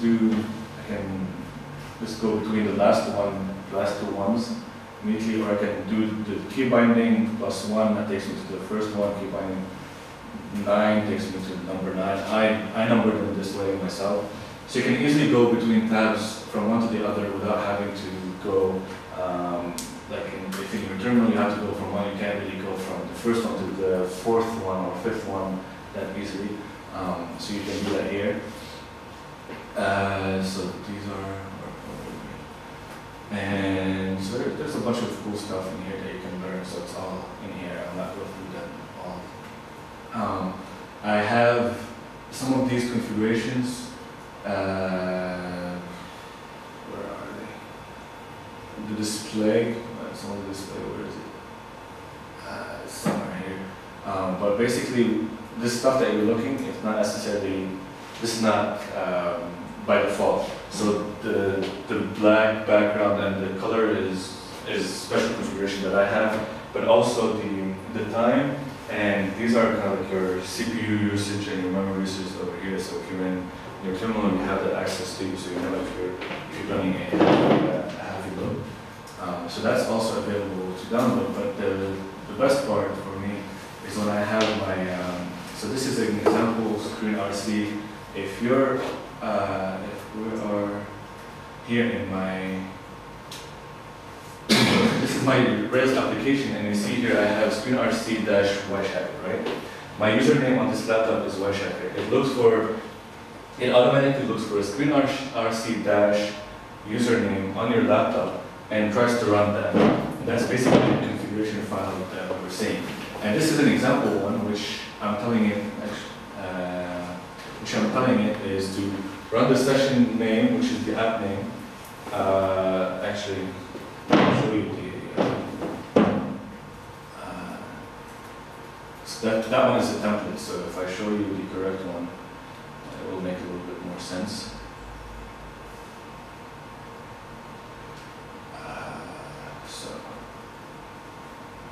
Right. So I have that in my application, and actually it's actually committed into the Git repository. You can have multiple ones, right? So that's why it looks for the username. So I can have my own screen RC, and you can have your own, and everybody else can have their own, and they won't conflict. And I had mine set up to name it Jogo, so that later on, if I want to reconnect or disconnect from the session, I can just easily do -r Jogo. But also name your session, and someone else can log on to the same session. Yes. In Screen, if you have multiple ones, so basically, this is your session right here, right? If I type in 9, I will connect to it. If there are two screens sessions that start with the number 9, all I have to do is type in the next. All I have to do is type in all the stuff until the first thing that doesn't match, right? So if I have another one that's 9513 that Jogabo1, it won't happen because the numbers change. But let's say I do, I will have to type the entire thing. But usually, if I have a 9513 and 9520, all I have to do is type in 951 when I do screen -r and like 951, and it will automatically figure out that 951 corresponds to this one, and it's the only one that matches the unique one, right? I never, that number changes, but Jogapo will never change, so I don't have to go in and type in screen -list. I already know that it's called Jogapo, so I can connect with it. This is the caption that you saw on the bottom. I have it says always, and so this is where I run. Screen -d creates a new tab. So these are all the tabs that you see. I call it editor, so you see the name. The name here, it's called editor, so that I know where I am at. I gave it the number 0, and basically I call the rep file, the rep that I showed you, and tell it to run the edit period command, which means it just opened my editor in that directory. My second one is called git. I numbered it 1, and I tell it to run git pull origin master. Right? Same thing for the other one. I left my server. The date and time and CPU speed, something automatic? Does that come by default? So those ones are set up here somewhere. If I can actually figure out which one it was. The display, so the fact that I set display the caption always, that comes out, right? So I see the tabs. The other one, I really haven't looked at this file so long that I can't even remember where to look. Oh, there it is. So caption always, and this is telling it to output. Now these commands, you have to look them up, and these comments explain what they are, so if you want to customize them. But you can look them up in the command files for a screen, and basically it's telling it to put these in. So the CPU usage and the time is coming from this configuration file, which is here. So the .screen RC. and the .rc, which is in your I have it here somewhere, which is in your home directory, which is right there, right? So this is the configuration for your system, and wherever it's running screen, it will use that configuration file to configure your screen session, right? So what else? Over here, and so yeah, basically I'm running all these commands, and I'm telling it to basically when it starts, I can set these to anything. So first I'm selecting number 1 and number 0. This is why when I run the screen, session tab 0 is the one that's selected, but the previous one that was selected was number 1. I can set it as anything. If I want to actually, when I pop up my screen session, I want to actually look at my server, I can just set this to, like my task and my server, I can set these to 9. Just, I can start wherever I want, they don't have to be in order. And that's it, and here it's telling it where to look for the configuration file, which obviously it could be somewhere else other than home if you want to.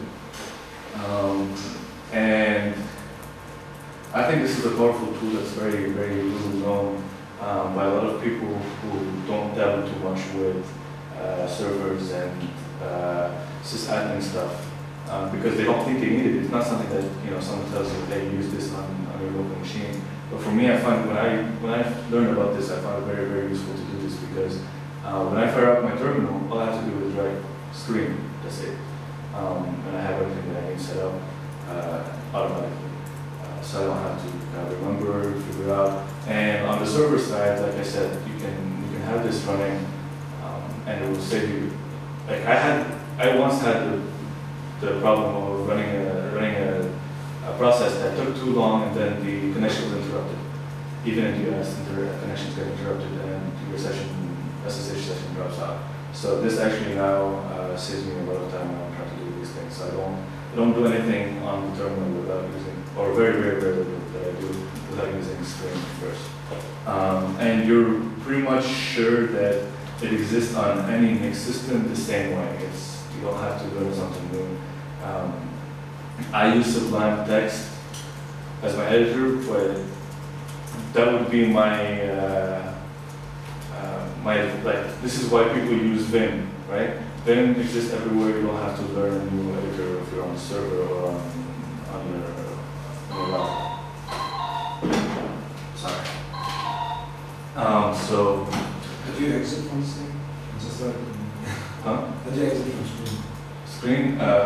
What do you want to exit or detach? Good. Exit. Good. And you can exit the skill session detached is just regular SSH connection. Yes, the session connection, but so where was the man?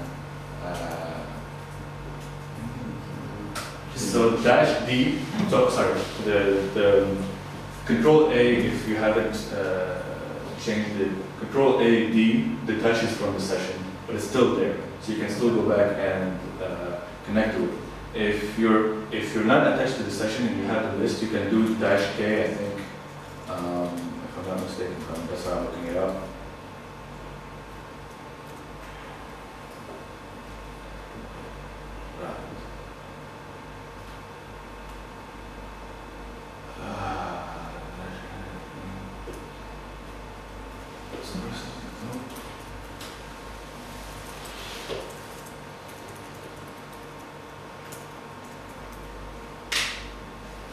What is the command? Yep, so Control A, Control K, or Control A, K kills the window, and then when you kill all the windows, it kills the session.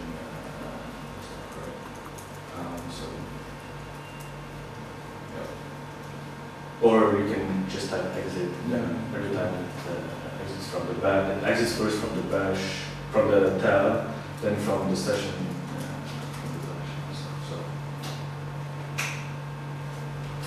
That is it for me.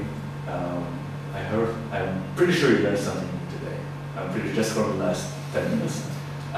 So I hope it was worth it. available. But before we continue, so I want to tell you that right during those 2 days, you learn a little bit about how to be a software craftsman, which is something that very few people don't even exist or know what it means. So let me see.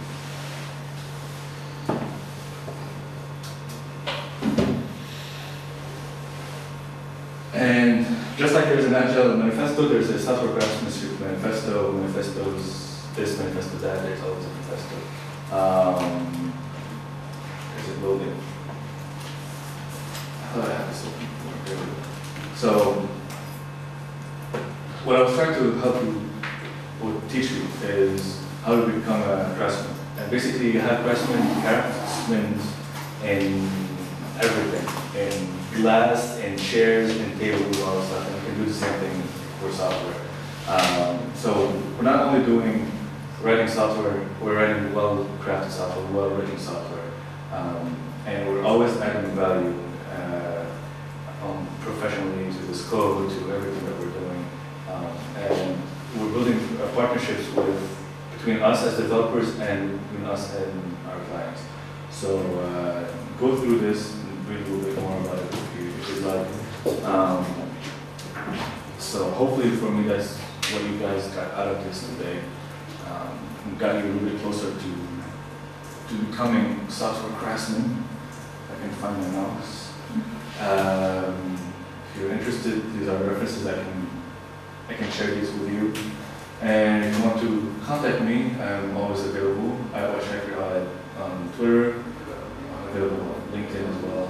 And Stupid Yahoo owns Yahoo.com. So I'm Yahoo.in or .me or .b or anything else that's not .com. Or Yahoo.h.com. Bastards.